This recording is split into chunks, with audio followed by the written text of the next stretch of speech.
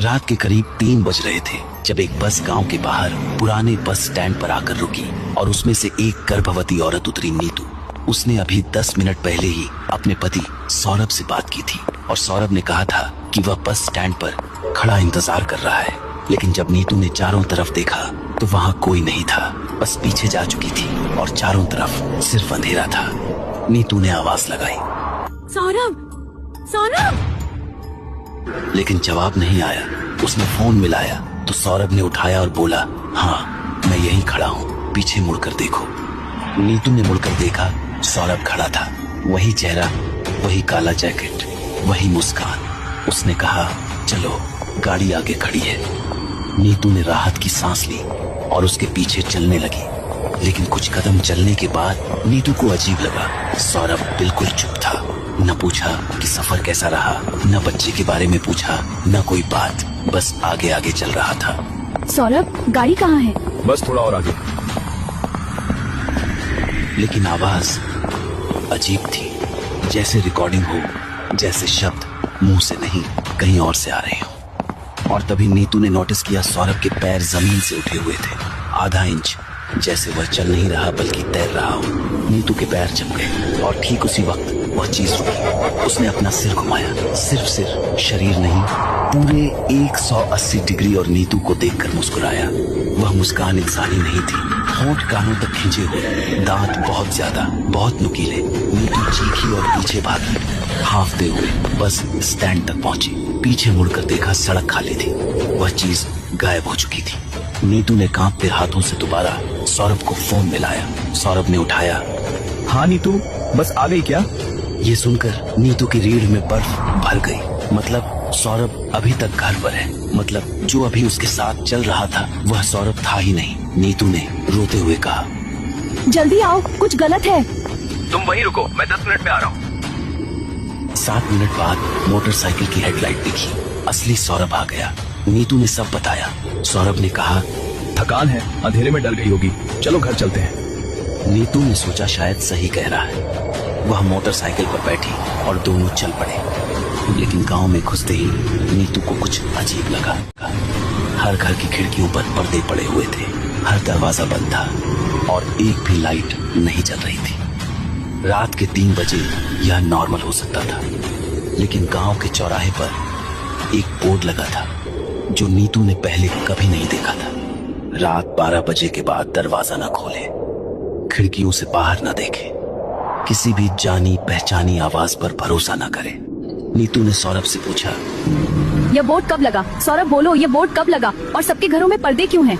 सौरभ ने गहरी सांस ली और बोला, घर चलो, सब बताता हूँ। घर पहुंचकर सौरभ ने सबसे पहले दरवाजा बंद किया, खिड़कियां बंद की और पर्दे लगाए हर एक खिड़की पर। फिर वह नीतू के सामने बैठा और बोला, तुम जो मायके गई थी ना, उन 3 हफ्तों में गांव में कुछ हुआ है। मैंने तुम्हें इसलिए नहीं बताया क्योंकि तुम प्रेग्नेंट हो और मैं नहीं चाहता था कि तुम टेंशन लो। नीतू ने कहा, क्या हुआ? सौरभ ने बताया, 3 हफ्ते पहले गांव में राम प्रसाद के घर उनकी बहू आई। वही बहू जो 6 महीने पहले मर चुकी थी। रात को दरवाजा खटखटाया, रोई, बोली कि वह जिंदा है, भटक गई थी, घर आ गई है। राम प्रसाद ने दरवाजा खोल दिया। नीतू ने पूछा, फिर? सौरभ ने कहा, अगली सुबह राम प्रसाद का घर खाली मिला। वह, उनकी पत्नी, उनका बेटा, तीनों गायब, आज तक नहीं मिले। लेकिन उसके अगले दिन रात को गांव में 3 नई आवाजें सुनाई देने लगी, राम प्रसाद की, उनकी पत्नी की, उनके बेटे की। वो तीनों भी अब दरवाजा खटखटाते हैं। नीतू का मुंह सूख गया। सौरभ ने कहा, उसके बाद यह सिलसिला चलता रहा। हर बार कोई न कोई दरवाजा खोल देता, क्योंकि बाहर खड़ा इंसान उसका अपना होता, उसकी आवाज असली होती, उसका चेहरा असली होता। कभी माँ, कभी बेटा, कभी पति, कभी बीवी, हमेशा वो इंसान जिसे देखकर तुम दरवाजा खोले बिना रह नहीं सकते। सौरभ ने आगे बताया, 3 हफ्तों में 11 लोग गायब हो चुके हैं। अब गांव में एक रूल है, रात 12 बजे के बाद दरवाजा नहीं खुलेगा, खिड़कियों पर पर्दे रहेंगे और किसी भी आवाज का जवाब नहीं दिया जाएगा, चाहे वह अपनी माँ की आवाज हो। सौरभ ने नीतू की आंखों में देखा और बोला, पर्दे इसलिए नहीं लगाते कि वो अंदर ना आ सकें, बल्कि इसलिए लगाते हैं कि हम उन्हें देख न सकें। क्योंकि जो उन्हें देख लेता है, उनसे बात कर लेता है, उनके बहकावे में आ जाता है, वो दरवाजा खोल ही देता है। और तभी ठीक उसी पल किसी ने दरवाजा खटखटाया। नीतू ने सौरभ को देखा। मैं हूँ तुम्हारी माँ। बाहर बहुत अंधेरा है बेटा, मुझे डर लग रहा है। नीतू ने सौरभ का चेहरा देखा, उसकी आंखें भर आई थी। नीतू ने पूछा, तुम्हारी माँ? सौरभ ने कहा, मेरी माँ 2 साल पहले ही मर चुकी है। बेटा मुझे पहचान नहीं रहे? अरे मैं हूँ तुम्हारी अम्मा, बस भटक गई थी, आज बड़ी मुश्किल से तुम्हारे पास पहुँची हूँ। दरवाजा खोलो बेटा, वो लोग आ जाएंगे। सौरभ के हाथ कांप रहे थे, उसकी आंखों में आंसू थे। नीतू ने उसका हाथ पकड़ा और बोली, मत खोलो। सौरभ ने सिर हिलाया, नहीं खोलूंगा। लेकिन उसके चेहरे पर वह दर्द था जो सिर्फ उसे हो सकता है, जो अपनी माँ की आवाज सुनकर दरवाजा न खोले। 20 मिनट तक वह आवाज आती रही, कभी रोती हुई, कभी मनाती हुई, कभी नाराज होती हुई, और फिर चुप हो गई। सौरभ ने कहा, यह हर रात होता है, कभी माँ की आवाज आती है, कभी किसी और की, और सबसे खतरनाक बात यह है कि यह आवाज हर बार उसी इंसान की होती है जिसे सुनकर तुम सबसे कमजोर पड़ोगे। नीतू ने पूछा, लेकिन यह सब शुरू कैसे हुआ? पहला इंसान कौन था जो गायब हुआ? सौरभ ने कहा, यही तो बात है, कोई नहीं जानता। एक दिन अचानक शुरू हो गया, लेकिन गांव में एक बूढ़ी औरत है, दादी कौशल्या। वह कहती है कि यह सब उस पुरानी बस की वजह से हो रहा है। नीतू ने पूछा, कौन सी बस? सौरभ ने कहा, गांव के बाहर एक टूटी हुई पुरानी बस खड़ी है 20 साल से। दादी कहती है कि सब कुछ उसी से शुरू हुआ। नीतू का दिल ढक से रह गया। वही बस, वही पुरानी बस जो बस स्टैंड के पास खड़ी थी। उसी बस को नीतू ने आज रात देखा था, उसी जगह से वह उतरी थी।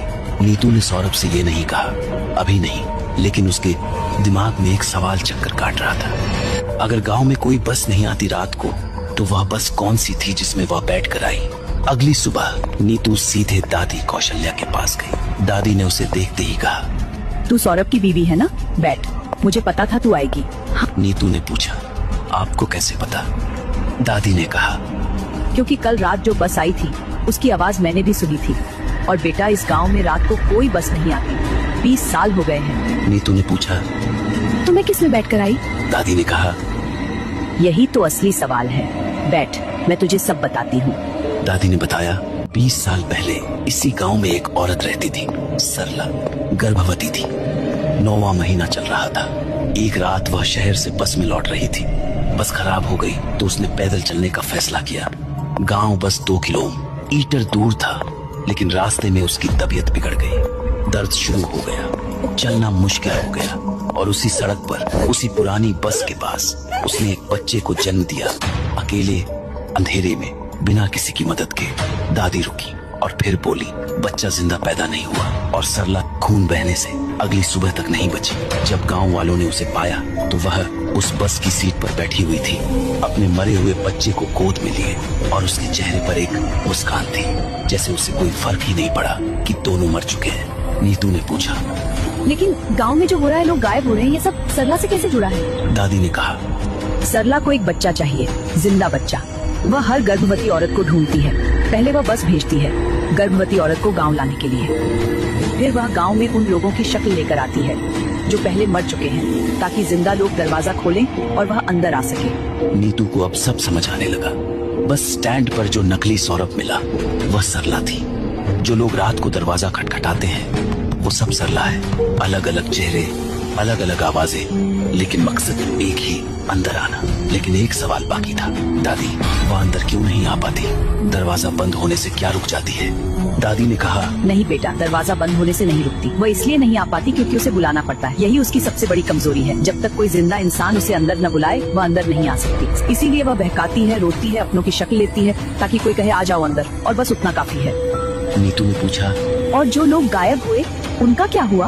दादी ने जवाब नहीं दिया, बस बाहर खड़ी उस पुरानी बस की तरफ देखा और बोली, जो गायब हुए वो मरे नहीं, वो बदल गए। अब वो भी सरला के साथ है। रात को दरवाजों पर होगी उतना चेहरे दिखेंगे, और उतना ही मुश्किल होगा दरवाजा बंद रखना। उस रात नीतू ने सौरभ से कहा, मुझे वह पुरानी बस देखनी है, सुबह ले चलोगे?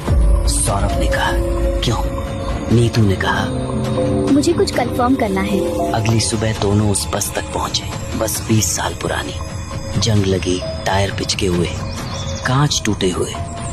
नीतू अंदर गई और उसने वह देखा जिसने सब कुछ कंफर्म कर दिया। बस की आखिरी सीट पर, ठीक वही सीट जिस पर नीतू कल रात बैठी थी एक पुराना फीका पड़ा हुआ खून का दाग था, और उस दाग के बीच में जमीन पर कुछ लिखा हुआ था, नाखूनों से खुरचकर मेरा बच्चा कहाँ है। नीतू को अब पूरा यकीन हो गया कि कल रात वह बस में नहीं बैठी थी, वह सरला की मेमोरी में बैठी थी, सरला के जाल में जो उसे इस गांव तक खींच कर लाया। लेकिन सवाल यह था, सरला ने उसे ही क्यों चुना? जवाब उसी शाम मिला। नीतू बैठक में बैठी थी जब उसने अपने पेट में कुछ अजीब महसूस किया। बच्चे की हरकत बदल गई थी।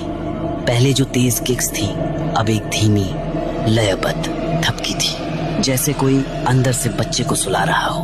और तभी नीतू ने कुछ और महसूस किया, एक ठंडक अंदर से पेट में, जैसे किसी बर्फीले हाथ ने उसके बच्चे को छुआ हो।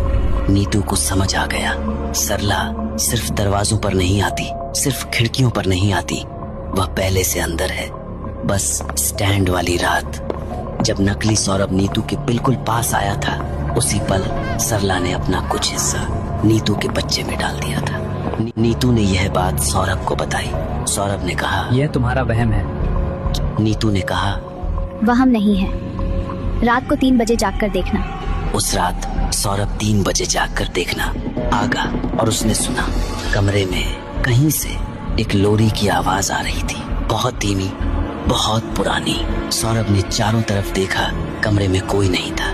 आवाज नीतू के पेट से आ रही थी, अंदर से, जैसे कोई उसके बच्चे को गा कर सुला रहा हो। सौरभ का चेहरा सफेद पड़ गया। अब उसे भी यकीन हो गया, सरला अंदर है बच्चे के साथ। अगली सुबह दोनों दादी कौशल्या के पास गए। दादी ने सुना और बोली, एक तरीका है लेकिन खतरनाक है। सरला की पकड़ तोड़ने के लिए नीतू को उस बस में जाना होगा, उसी सीट पर बैठना होगा और सरला का सामना करना होगा। अगर नीतू सरला को यह समझा सकी कि उसका बच्चा वापस नहीं आएगा और किसी और का बच्चा उसका नहीं बन सकता, तो सरला जाएगी। लेकिन अगर नीतू कमजोर पड़ी तो बच्चा सरला का हो जाएगा। उस रात नीतू अकेली उस पुरानी बस में गई। बस की सीट पर बैठी और इंतजार किया। ठीक 3 बजे बस की हवा बदली, ठंडी हो गई, भारी हो गई और सामने वाली सीट पर सरला बैठी थी, एक गर्भवती औरत, सफेद साड़ी, खुले बाल और गोद में एक बच्चा जो हिल नहीं रहा था, जो सांस नहीं ले रहा था, जो 20 साल पहले मर चुका था, लेकिन जिसे सरला ने आज तक नहीं छोड़ा। सरला ने कहा, मुझे सिर्फ एक बच्चा चाहिए, एक जिंदा बच्चा जो मुझे माँ बुलाए। क्या यह बहुत ज्यादा है? नीतू की आंखों में आंसू थे, क्योंकि सरला का दर्द असली था, एक माँ का दर्द जिसने अपना बच्चा खोया, जो 20 साल से सिर्फ एक चीज मांग रही है। लेकिन नीतू ने कहा, हाँ बहुत ज्यादा है, क्योंकि तुम जो मांग रही हो वह किसी और की माँ से उसका बच्चा छीनना है। और कोई भी माँ, जिंदा हो या मरी हुई, दूसरी माँ के साथ ऐसा नहीं करती।